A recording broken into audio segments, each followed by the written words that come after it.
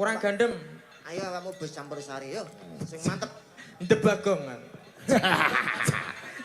Campur sari. Lah timbangane kula ndamel grup ya di kaya naki yo, Pak. Oh iya. Kok isaki? Lah sinar Juwana digenti sinar Juasa. Ayo jeneng bis ae. Yo. Malam hari ini kita tampilnya. Tampilkan. Tampilkannya. Ugi kunjuk bose Mekarsari. Oje. Pak Kajisan. Komplit ya Pak nih ini. Nggih, ora lali, Gus. Spesial kunjuk bapake sing beduk. Poket sore kutang kelipeng. Guru gi ompong spesial. Heeh, ya spesial sing njukuke kopi aku ya. Iya. Terus. Ayo. Samenika? Ya saiki. Oke. Matur sembah nuwun Bapak-bapak, Ibu-ibu. Pada malam hari ini bareng New Cakra Ningrat. Oh iya, heeh. Kita hadirkan ada Yosi dan Ida Lala. Dengan lagunya Puspito Nolo. Mulane iki campur sarimu ora laris kok MC plekak-plekuk. Kleru, Yosi kleru Yesi. MC apik sitoke kae, Pak. Oh iya. Tapi sing sitoke kayak klerunan mulane dilingno. Coba yo. Puspito Nolo bersama Mbak Ida Lala dan Mbak Yosi Dian Pratiwi. Dados.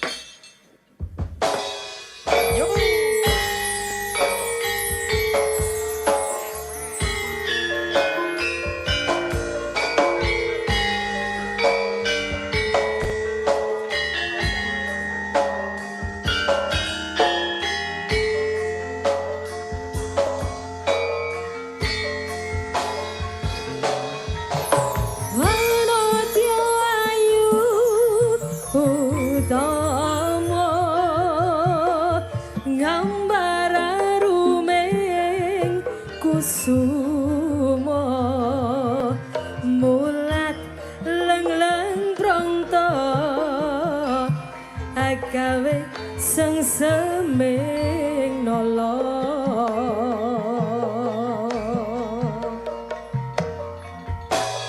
hesa meler palet matu lintri nyawang netramu dasar lencer kuning anggukah rasa tresnaku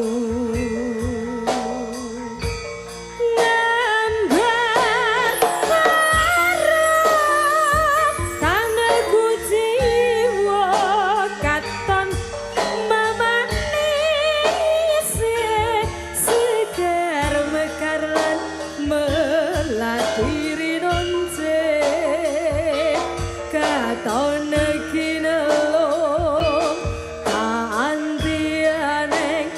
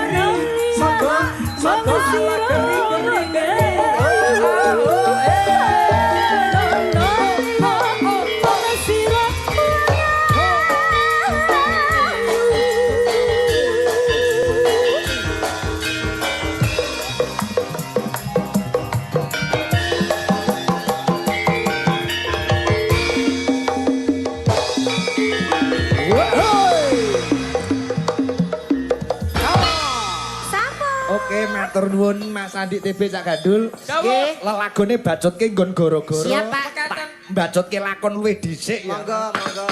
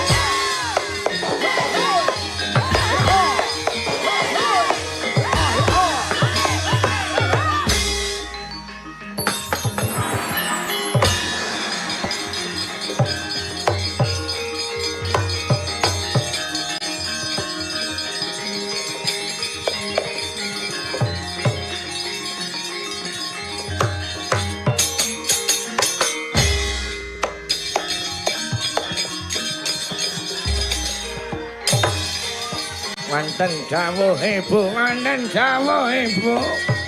Kene-kene nggih anakku. Alam jagat kene.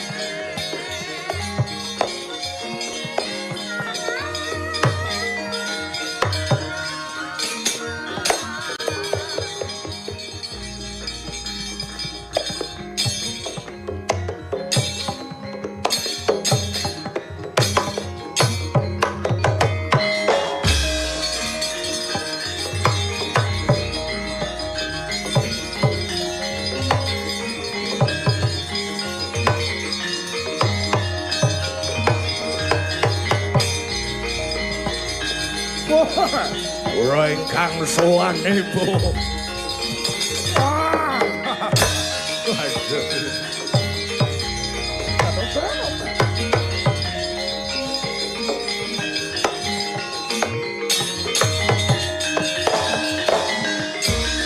Sigra bala kang tumingal prang campu samyong ngati halilir dadit wileting godo dayuanggung menguncang ide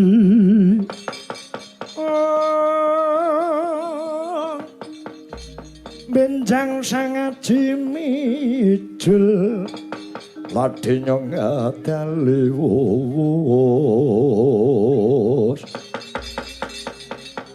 Tersta Surawilaga kaya buta sing ngomrake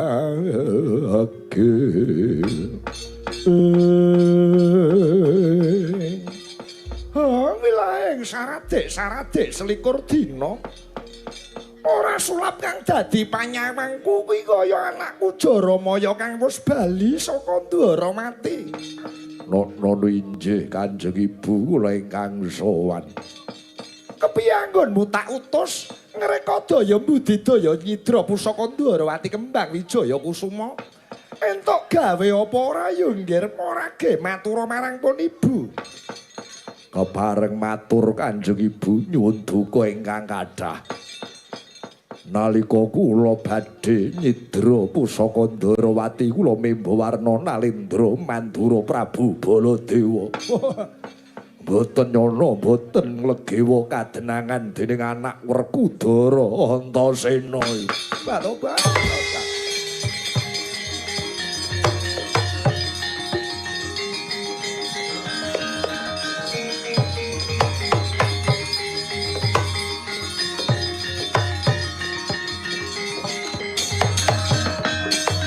Kagyat resang kabirang ora nangkul kinempit ngempil dosang retnaning bawana lah kok bisa nganti konangan Antasena ki mau lara-larae jlentre piye nggih Jaramaya kula memba Ratu Mandura ditakoni gamane le jawab luput ditakoni garwane kleru wekasan kula dipun sungut dening Antasena babar wujud kula. Kowe konangan.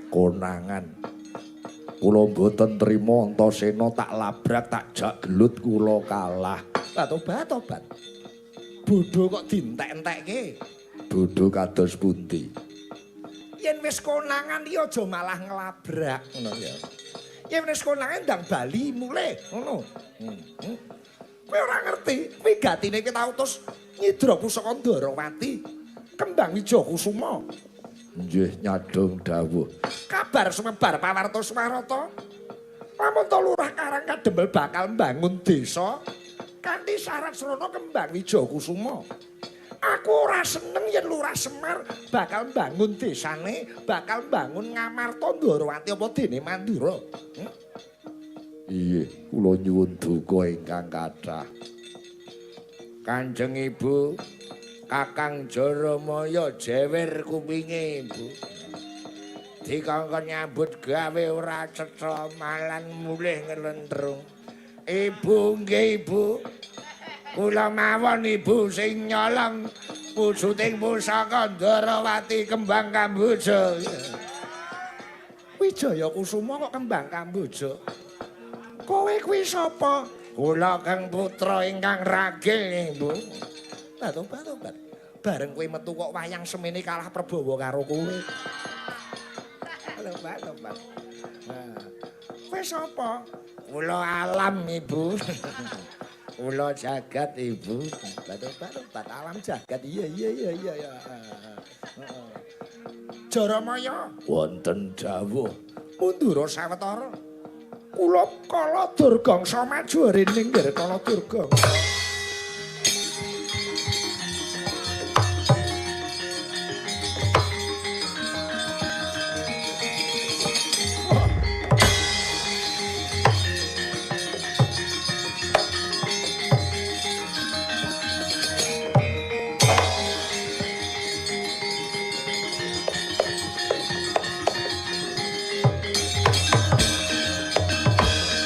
Buta Pandhawa tata gadhis Indriaksa Sara Maruta Bawana Bana Margana wonten tinimbalan ingkang dawuh Kanjeng Ibu. Kala Durgangsa kantinen Prawadya Bala dandang manguri kang pepetingan. Pun Ibu Durga perintah marang jeneng sira. Iki dina Ndwarawati biyuki Batang Sayuta. boyongan wujute pusaka Ndwarawati ya kuwi kembang Wijakusuma. Lajeng bidalipun benjang menapa? Besok dadak ngenteni apa budal dina iki ya kulup Ngestuaken dawuh Ibu. enjing bidal gumuro saking jroning raja Unging kang Balakuswa obro busananira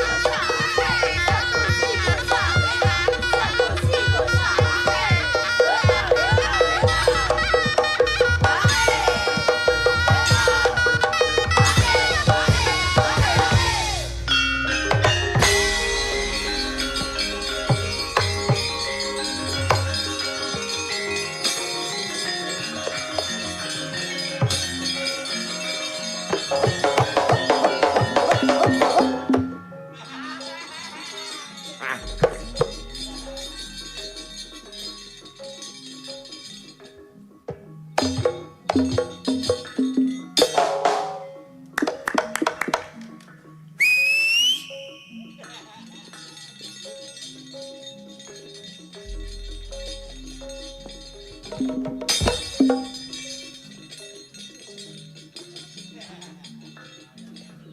ya melu kang aku melu pentas aku tampil. Ya kene.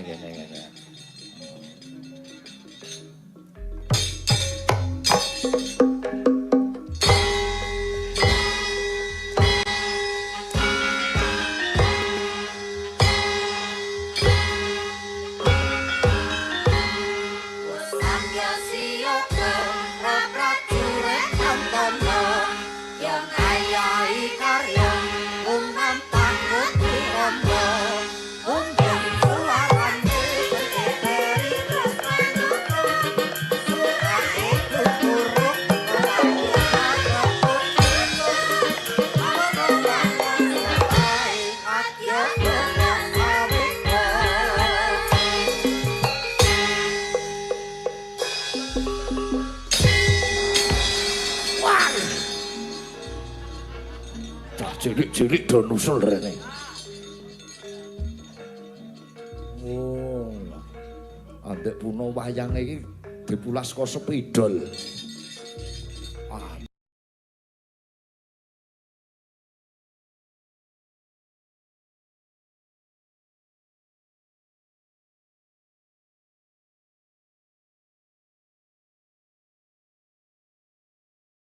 Pemen Kyai tak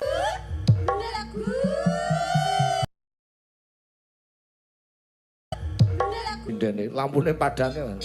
Oh. Oke.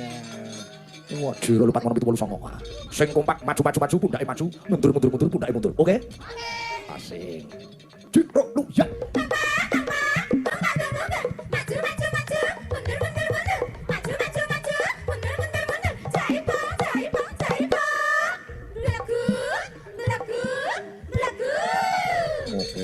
Tuh.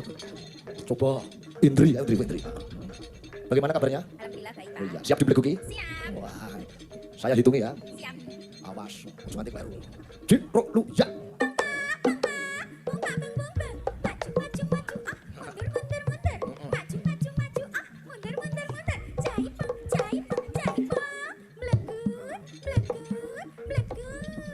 Asik, lumayan.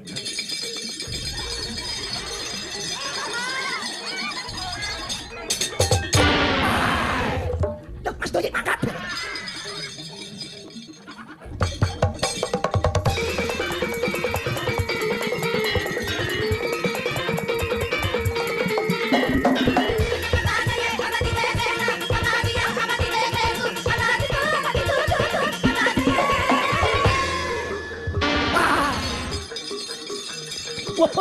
Yo. Yo.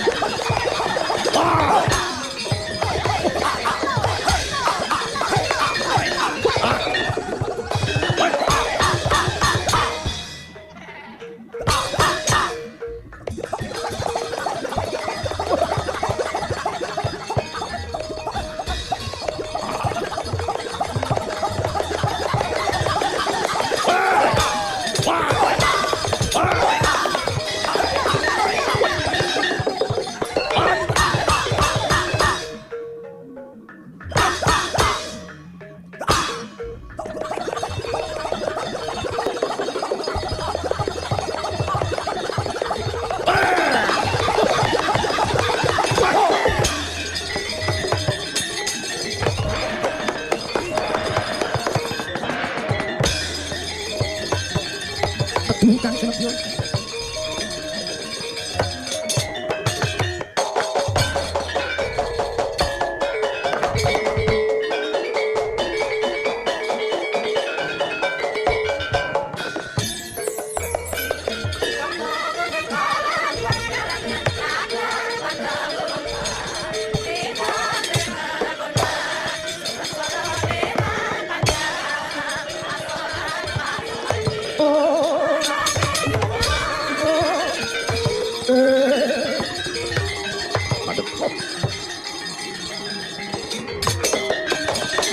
Ridunamur mangamur-amur-murahan tengaran ning jurit gong maguru gongso tetekadya putula war panjriting toreng gesti kata ingkang bojo layu sepi wadah cicak ono satra cilik bungkik kakik mengkelem mripate brengose sak apel sisih gugat suwe Senopati Dwarawati, Setyaki yo sencaki kang dadi aranku. Setyaki dasar Purwonoto. Rantak-rantak barisan sing mentiklek mripatmu jering kubuku. Buri saka dandang mangure. Kekeseting Kanjeng Ibu Bathari Durga. Salukat katut barat aranku. Salukat katut barat dasar Purwonoto. Sumira, tarmu. Ndi Ratu Dwarawati sing jenenge Bathara Kresna. Ora gelem ngulungke kembang Wijaya Kusuma. Dwarawati kelakon tak biyuki Batang Sayuta. Sebetulnya ngebili Batang Sayuta Dwarawati wates bisa nglangkai bangkene sencaki. Leno pangindamu candak sabeti rembangan, remuk tempu dadi rempon.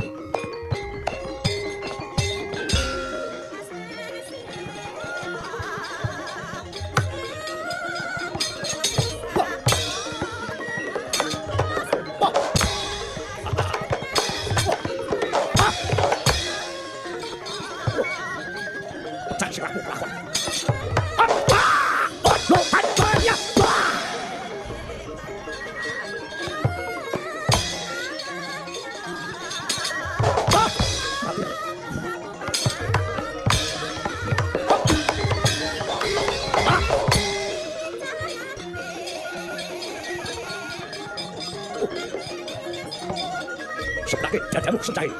Duduk.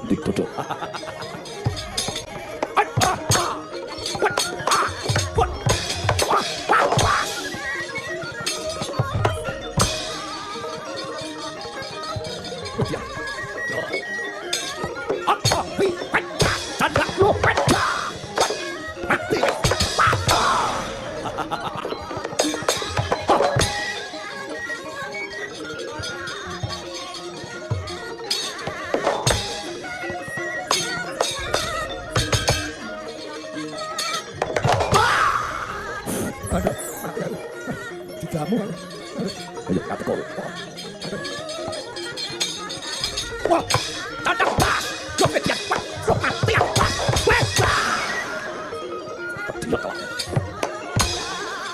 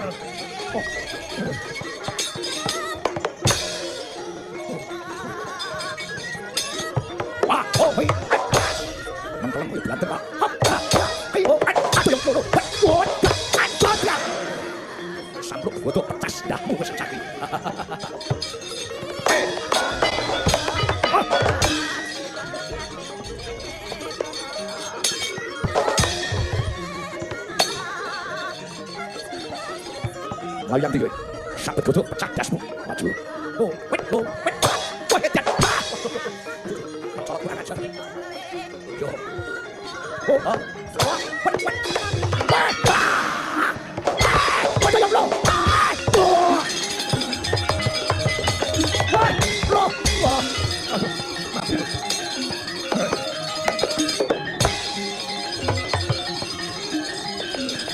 Mundur, mundur.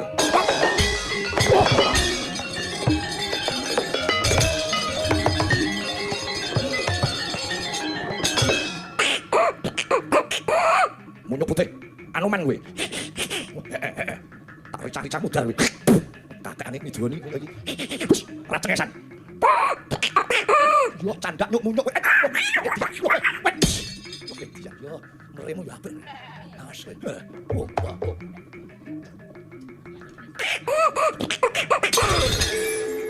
Median. Aku sukses iso mrene. Yo. As. Apik kowe timbang ote-ote mrene. Yo. Wet lo wa. Wat. Ah, candak kowe lo. Mut biar wet. Lo. Gulai sama gulai. Gulai lo. Gulai. Wah.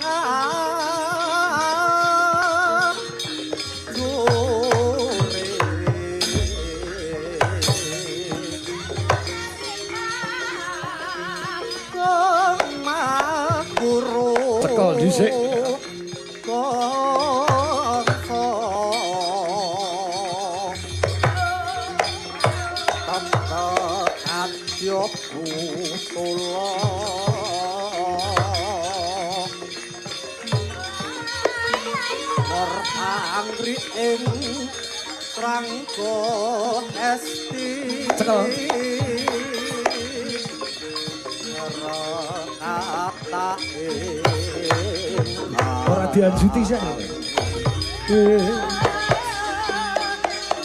Waca lelayu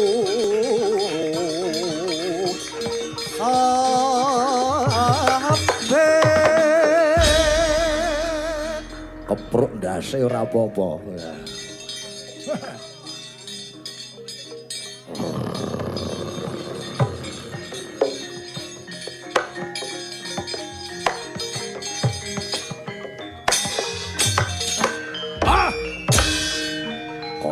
Durgangsa sing maju kemah-kemah raimu.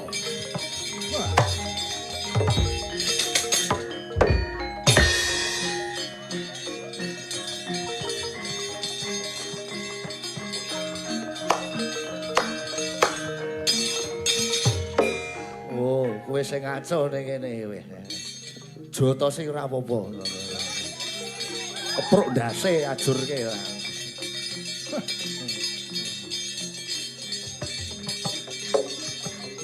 Jaluk kembang Wijaya Kusuma langkauna bangke Antasena. Wah!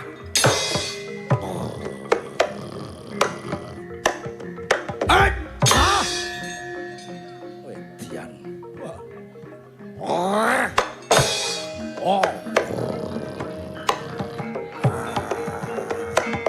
Wah. Wah. Atas awakmu. Up!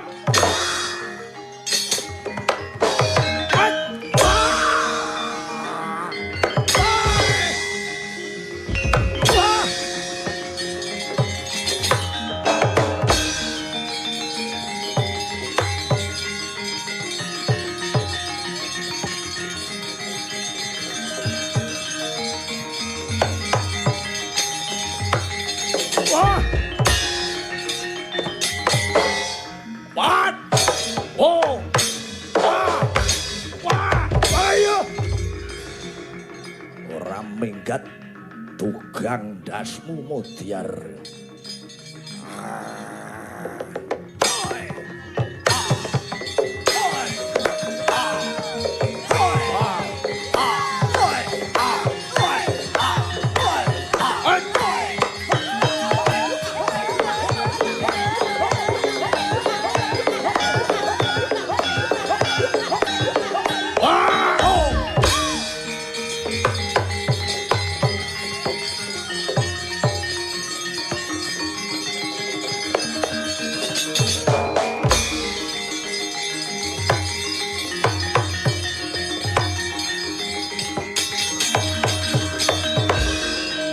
Cekel Pak, urusane karo dalange Pak. Urus rampung urusane. Dirangket sik kecek sik leboke saus sik. Urusane karo aku.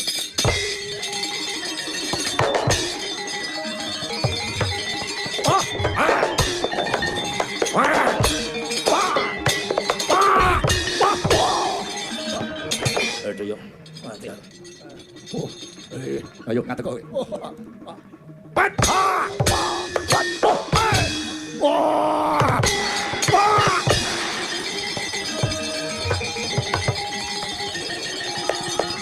Aduh ya.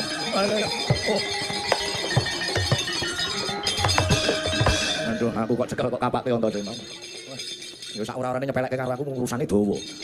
Iki aja gampangke sing ning panggung. Kena wujude semburku iki upama Antasena gelem nyembur mudar kowe iki. Ning gandeng mung sak sumutku kowe ora iso mlaku kowe.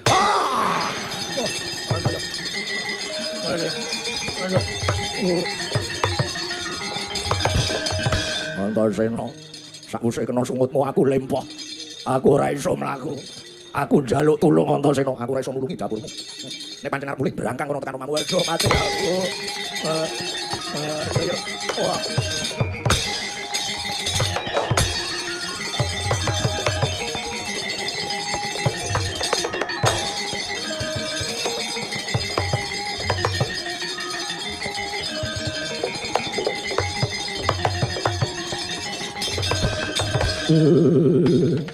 Pramara remeng uswa myung brengeng.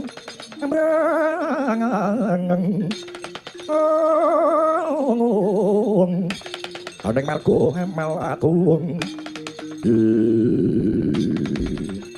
Antasena piye nggih? Pangestune Pakde Kresna. Sing membo warna Pakde Baladewa jebul tinemune putra-putra dandang mangurik. Jaramaya kasil tak undurke lha ora wurunga kok malah nganti bala pirang-pirang. Ya pangestune Pakde Kresna. Wadyabala dandang manguris tak undurke kabeh klebu para durgangsa. Ya jagat kudu Bathara pangestu para jagat. Antasena, matur nuwun yo nggih bocah bagus. Upama ora ana kuwi kahanan Dwarawati kaya ngapa? Ya saiki aku nagih janjine Pakde Kresna. Janji sing endi ngarep mau? Nyenguyung lekase Kyai Semar Badranaya gede bangun desa, syaraté nganggo kembang Wijaya Kusuma. Iki kembange tak gawa Siwa Kresna lenggah ana Dwarawati apa Kresna dhewe sing ngatuke marang Kyai Semar aja semenang. Pun wong Dwarawati dhewe kang bakal ngatedak, ngapan kang kadempel kang bakal ngaturake mesti kembang Wijaya Kusuma marang Kyai Semar Badranaya. Ya wis ora dadi sing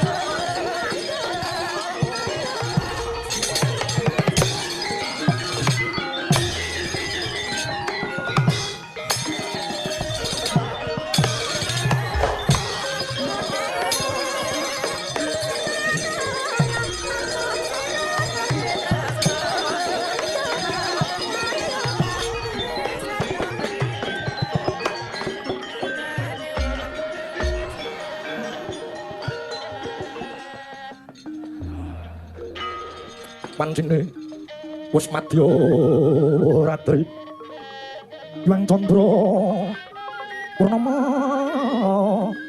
Sidi angin hamid nile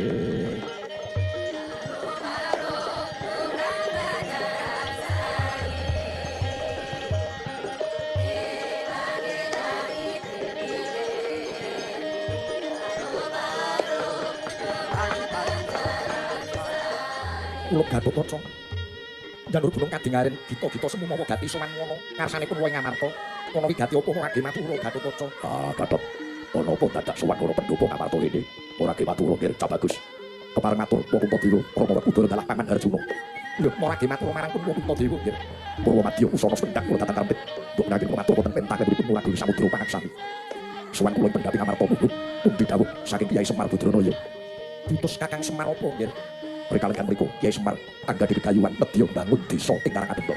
Monggo nyatanipun syarat seranganipun kedah pinenggan pusaka Ngamarta Jamus Kalimasada. Mila kula sowan kula medya. Boyong Jamus Kalimasada syukur bagi Kuntadewa pribadi kersa rawuh wonten Karangkademba menika malah langkung prayoga.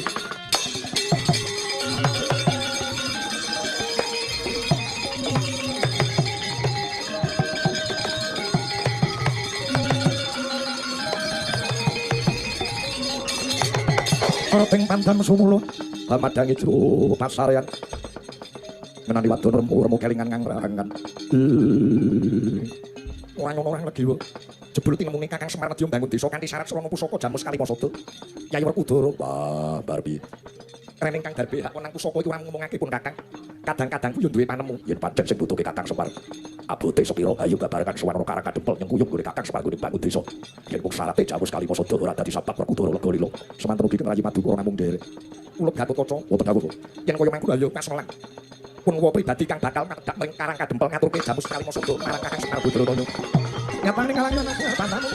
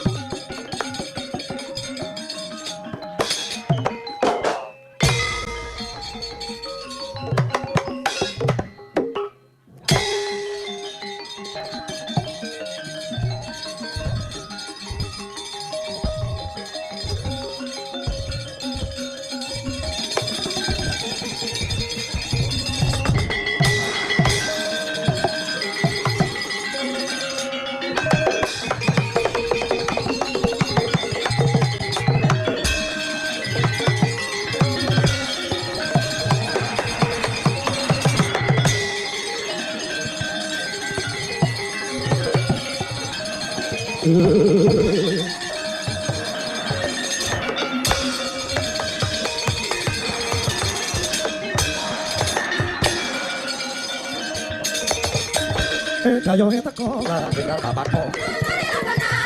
Bapakku. Tambalan dada. Kawe isin lapar pintu lek salin. Aku diri botol pintu.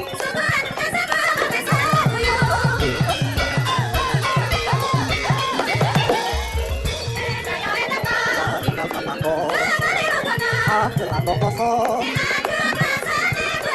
tambah ada Nawi ising lah tapi boleh saling Oke total ini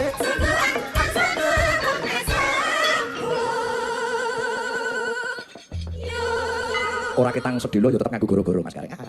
Wong jangkepe pagelaran wayang kulit ya kudu ana goro-gorone ya yo. Kok ora limbukan ora apa-apa. Ning wis bacot limbukan ya yo. Lah kok patete menyuruh yo ora apa-apa to. Ora masalah wong goro-goro iki nggon adegan endeng yo ora apa-apa. Ya ya ya. Sembah nuwun anggenipun ambal warsa Kadipaten Bluro wis kaping 276 to. Ayo. Sejarah. Coba to alun-alun Bluro iki posisine paling unik di antara alun-alun se-Jawa. Masa? Iya. Alun-alun Kabupaten Bluro iki sing pucuk dhewe. Kowe ngetan yo jrojok, ulon yo jrojok, ngalor yo jrojok, itu yo jrojok. Dadi koyo ning pucuke ngene iki. Ngono. Ayo. Sembah nuwun jangkep para kadang-kadang pengrawit karo kadang-kadang pira pradonga cakraning rap. Men ketone padha ora ngantuk coba. Wis ngempel nganti senggonang terus ditabuh pilan 5 jit. Ya. Celeng. Cak Andi TB karo Cak Gandul isih. Nah, rene be. Kin utang-utang pansari solo mati.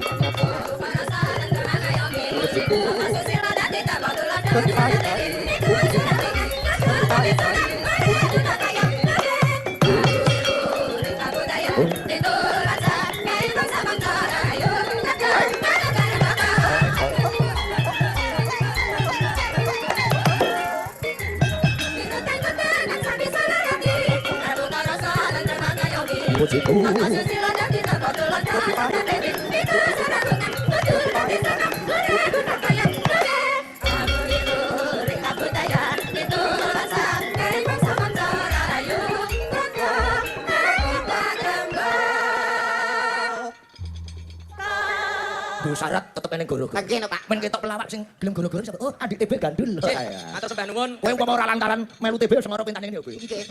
Saestu Mas TB yo kudu matur nuwun kalian Pak Sigit. Aku yo matur nuwun karo Pak Bupati. Pak Bupati matur nuwun karo rakyat. Nah, rakyat matur suwun kali Gusti Allah. Oh iya iya. Jadinya iki semua itu balance, saling menguntungkan. Ah, ora krasa pun ngancik gara-gara Pak. Wong Adianto awite rada dalu, tapi gen jejer kecekel gara-gara libuan kecekel, bodolan perang gagal kecekel, nyongone iki kecekel. Lah, mau ono sing dicekel polisi. Sik to. Kowe tek pecemu dhuwur ngono kuwi cara tulung agung. Salah Pak, malah. Oh, dudu kleru-kleru. Nggih, mboten. Aku kali pecet dhuwur gone Mbah Sampan tulung agung lho, Pak Yosi. Klentu Pak. Pampunten klentu. Bantu pripun? Piye, piye? Dudu. Sebenarnya saya menyesuaikan. Mergo aku ndek dan ini ben ketok padha dhuwure. Oh, nek dhuwur iku Malangan ku dhuwur, nek koyo ngene iki Mojokertonan. Ora kok pengen menyesuaikan. Ya loro kuwi. Tak gandul asli Tuban. Dawuh Kedung Tubane pundi? Kedung Tubane desane Tanjung Duan Kelompok. Wah. Bojone sing den hebat. Mosok? Lah niki derek winting niki. Mbok aja ngono. Lah, kowe boten percaya, percaya lagi. Heeh, kembang ini. Bek, iki makane skenario lho, Bek. Ki kok ngatin doyik krungu terus dicak ning grup campur sane doyik piye iki? Ora entuk. Wong doyo ngurusi penyanyi ngurusi meduse mati. Mbak Devi nggih. Devi Pak. Anu siden bledek Pak jarine cacah. Devi. Devi. Kene ndok mengayu Suarane apik, jogete apik, kon ngetoprak nggih apik. Niki ketoprak riyen. Jadi Dewi Sekar Gadung Indonesia. Ini Mbak Devi yang nguyung hari jadi Kadipaten Bluro. Ya ono ibumu Bu Yuyun eling ora? Duwe mobil iki mergo mobile Bu Yuyun. Tajak numpak mobil ceri pisanan ngene Bu Yuyun. Sik. Sik kok modele do protes to. Entuk pas mendem dene. Mbak Devi. Devi. Nah. Iki jane ono sing takut tapi ra gelem rene. Sopo? Lah kancaku, sopo? Masa? Kopi ya, takon rene. Selamat malam. Cuman Mbak Devi. Diaturi kali baik kan. Ngene. Dono nek awake omah ki mesra. Saling sayang-sayangan itu. Terus Mbak Devi. Amit nggih, Pak. Terus garwane Mas Gandul. Terus Nggih. kula mawon percaya. Ora Boten. ngaku-ngaku. Perawan iki Pak kula. Iya. Iki kan rencanane 2 dungkas pegatan. Ojo. Tungane iki lho. Mengucapkan apa dhateng Kabupaten Bluro sing berulang tahun Nggih. 2016. Diucapkan kagem Blora. Ulang tahun Blora yang ke-276. Semoga tambah maju, tambah sukses dan selalu apa Mas? Menjadi sakinah mawaddah. Kok sakinah? Lah yo kabeh ki ndek keluarga kok. Nggih. Partisipasi dari Kedung Tuban perwakilan Kecamatan Kedung Tuban nembang apa Mbak? Ayo kelak-kelak ibu-ibu mekar ayo. Nembang apa Mbak? Nggih, amit nyuwun sewu nggih Pak Igit. Nggih. Ibu-ibu Waranggono. Mbak iki kok ibu. Ibu madepe rene kok ibu madepe rono. Ngadeg Iya, kok. Mas. Ngadeg. Santai wae rasane. Aku yo gedhe kok Mas. Skenario kok ngene kok.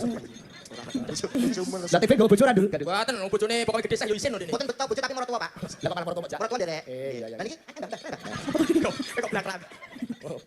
ayo nendang apa? Nembang apa? Ngomong nggih Mas. Ngopi sik. Biasa nembang apa Dul? Spesial Dul. Apa tayub apa campur sari apa? Oh sembarang sakit iki, Pak. Wes. Masih Indonesia yo kenal. Kok sidah masuk. Oh nggih. Mas mangeti Mas. Heeh. Napa? Niki Arjen ya, duit yo kene. Oh monggo nggih. Duwite karo kowe. Kali kok. Iya no. Wah. Kaya Panji Asmoro bangun kalian sekal tadi. Lestari ya ora apa-apa.